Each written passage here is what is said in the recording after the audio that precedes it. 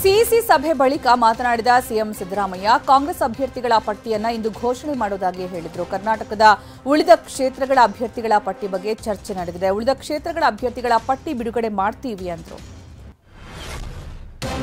ಅತ್ತ ಸಿಎಂ ಸಿದ್ದರಾಮಯ್ಯ ಉಳಿದ ಎಲ್ಲಾ ಕ್ಷೇತ್ರಗಳಿಗೂ ಅಭ್ಯರ್ಥಿಗಳ ಪಟ್ಟಿ ಇಂದೇ ಫೈನಲ್ ಆಗುತ್ತೆ ಅಂತಿದ್ರೆ, ಇತ್ತ ಡಿಸಿಎಂ ಡಿಕೆಶಿ ಮಾತ್ರ 2-3 ಕ್ಷೇತ್ರ ಬಿಟ್ಟು ಎಲ್ಲವೂ ಫೈನಲ್ ಆಗುತ್ತೆ ಅಂದರು. ಒಟ್ಟಿನಲ್ಲಿ ಇಂದು ಬಾಕಿ ಉಳಿದ ಎಲ್ಲಾ ಕ್ಷೇತ್ರಗಳಿಗೆ ಕಾಂಗ್ರೆಸ್ ಅಭ್ಯರ್ಥಿಗಳ ಹೆಸರು ಘೋಷಣೆಯಾಗುವ ಸಾಧ್ಯತೆ ಇದೆ. ಲೋಕಸಭಾ ಚುನಾವಣಾ ಅಖಾಡ ರಂಗೇರಿದೆ. ವಿರೋಧಿಗಳನ್ನ ಮಣ್ಣು ಮುಕ್ಕಿಸುವ ಅಭ್ಯರ್ಥಿಗಳನ್ನೇ ಹಾಕುವ ಲೆಕ್ಕಾಚಾರ ನಡೀತಾ ಇದೆ. ಈಗಾಗಲೇ 20 ಅಭ್ಯರ್ಥಿಗಳನ್ನ ಕಣಕ್ಕಿಳಿಸಿದ್ದು, ಇನ್ನುಳಿದ 8 ಮಂದಿ ಅಭ್ಯರ್ಥಿಗಳ ಆಯ್ಕೆಗೆ ಅಂತಿಮ ಹಂತದ ಸರ್ಕಸ್ ನಡೀತಾ ಇದೆ. ಯಾವುದೇ ಕ್ಷಣದಲ್ಲಾದರೂ ಕೂಡ ಅಭ್ಯರ್ಥಿಗಳ ಘೋಷಣೆಯಾಗುವ ಸಾಧ್ಯತೆ ಇದೆ ಎನ್ನಲಾಗಿದೆ. ಬೆಂಗಳೂರು ಉತ್ತರ ಲೋಕಸಭಾ ಕ್ಷೇತ್ರದ ಟಿಕೆಟ್ ಮಿಸ್ ಆಗಿದ್ದಕ್ಕೆ ಅಸಮಾಧಾನಗೊಂಡಿರುವ ಮಾಜಿ ಸಿಎಂ ಸದಾನಂದ ಗೌಡಗೆ ಬಿಜೆಪಿ ಚಿಕ್ಕಬಳ್ಳಾಪುರ ಕ್ಷೇತ್ರದಿಂದ ಸ್ಪರ್ಧಿಸುವಂತೆ ಆಫರ್ ನೀಡಿದೆ ಎನ್ನಲಾಗಿದೆ. ಆದರೆ ಇದೇ ಕ್ಷೇತ್ರದಿಂದ ಸುಮಲತಾಗೆ ಬಿಜೆಪಿ ಟಿಕೆಟ್ ಸಿಗುತ್ತೆ ಎಂಬ ಮಾತು ಕೂಡ ಕೇಳಿಬಂದಿತ್ತು.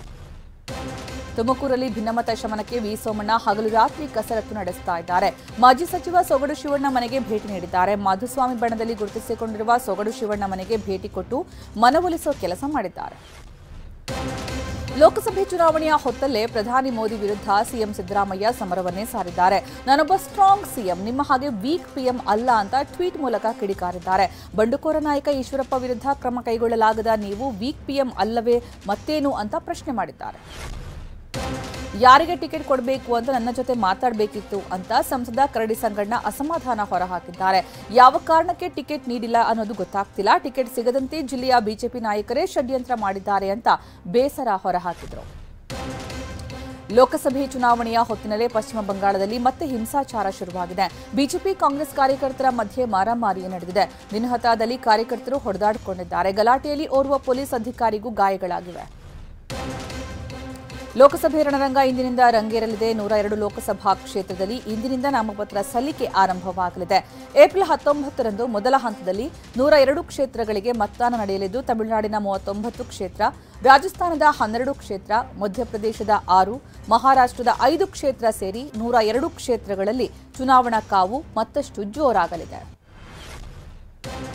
ಲೋಕಸಭೆ ಚುನಾವಣೆ ಹೊತ್ತಲೇ ಚಿದಂಬರಂ ಪುತ್ರ ಕಾಂಗ್ರೆಸ್ ಸಂಸದ ಕಾರ್ತಿ ಚಿದಂಬರಂಗೆ ಸಂಕಷ್ಟ ಎದುರಾಗಿದೆ. ಚೈನೀಸ್ ವೀಸಾ ಕೇಸ್ನಲ್ಲಿ ವಿಚಾರಣೆಗೆ ಹಾಜರಾಗುವಂತೆ ದೆಹಲಿ ಕೋರ್ಟ್ ಸಮನ್ಸ್ ಜಾರಿ ಮಾಡಿದೆ. ಏಪ್ರಿಲ್ 5ರಂದು ಕಾರ್ತಿ ಚಿದಂಬರಂ ವಿಚಾರಣೆಗೆ ಹಾಜರಾಗಬೇಕಿದೆ. ಲೋಕಸಭಾ ಚುನಾವಣೆ ಸಮೀಪಿಸ್ತಾ ಇರುವಂತೆ ಕೊಡಗು ದಕ್ಷಿಣ ಕನ್ನಡ ಜಿಲ್ಲಾ ಗಡಿಯಲ್ಲಿ ನಕ್ಸಲರು ಕಾಣಿಸಿಕೊಂಡು ಆತಂಕ ಹುಟ್ಟಿಸಿದ್ದಾರೆ.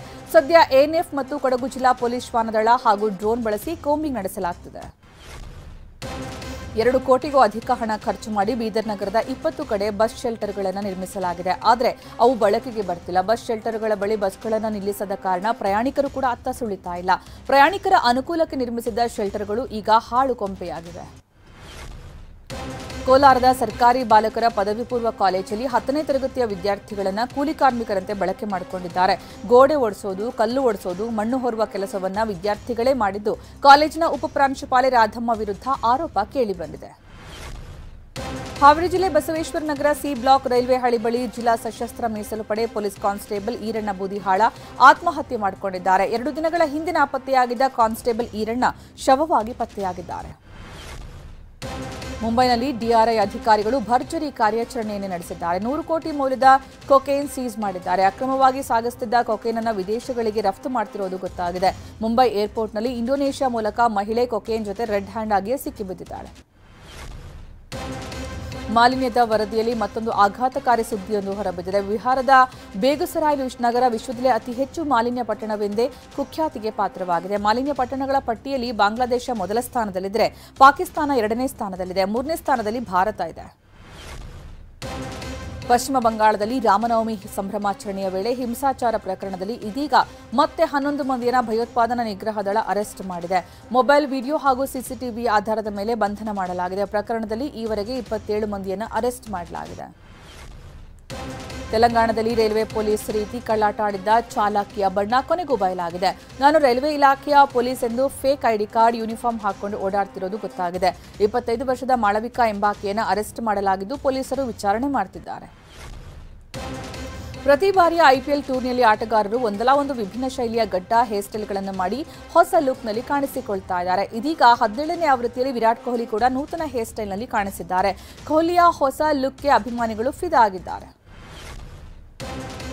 ಮಾರ್ಚ್ 22 ನಡೆಯುವ ಚೆನ್ನೈ ಆರ್ಸಿಬಿ ಪಂದ್ಯದ ಟಿಕೆಟ್ಗಾಗಿ ಟೀಂ ಇಂಡಿಯಾ ಆಟಗಾರ ಅಶ್ವಿನ್ ಪರದಾಡಿದ್ದಾರೆ. ಪಂದ್ಯದ ಟಿಕೆಟ್ಗಳನ್ನು ತಮ್ಮ ಮಕ್ಕಳಿಗೆ ಕೊಡಿಸೋದಕ್ಕೆ ಅಶ್ವಿನ್ ಅವರು ಪರದಾಟ ನಡೆಸ್ತಾ ಇದ್ದಾರೆ. ಸ್ವತಃ ಅವರೇ ಸೋಮವಾರ ತಮ್ಮ ಅಧಿಕೃತ ಟ್ವಿಟರ್ ಖಾತೆಯಲ್ಲಿ ಟಿಕೆಟ್ಗಾಗಿ ಪೋಸ್ಟ್ ಹಾಕಿದ್ದಾರೆ. ಆರ್ಸಿಬಿ ಜೆರ್ಸಿ ಬದಲಾಗಿದೆ. ಲೈಟ್ ಬ್ಲೂ ಮತ್ತೆ ಕೆಂಪು ಬಣ್ಣದಲ್ಲಿ ಆರ್ಸಿಬಿ ಜೆರ್ಸಿ ಮಿರಮಿರ ಅಂತ ಮಿಂಚ್ತಾ ಇದೆ. ಜೆರ್ಸಿ ಬದಲಾಯಿತು, ಈ ಬಾರಿ ಆದ್ರೂ ಕಪ್ ಬರುತ್ತಾ ಅಂತ ಫ್ಯಾನ್ ಸೋಷಿಯಲ್ ಮೀಡಿಯಾದಲ್ಲಿ ಚರ್ಚಿಸೋದಕ್ಕೆ ಶುರು ಮಾಡಿದ್ದಾರೆ.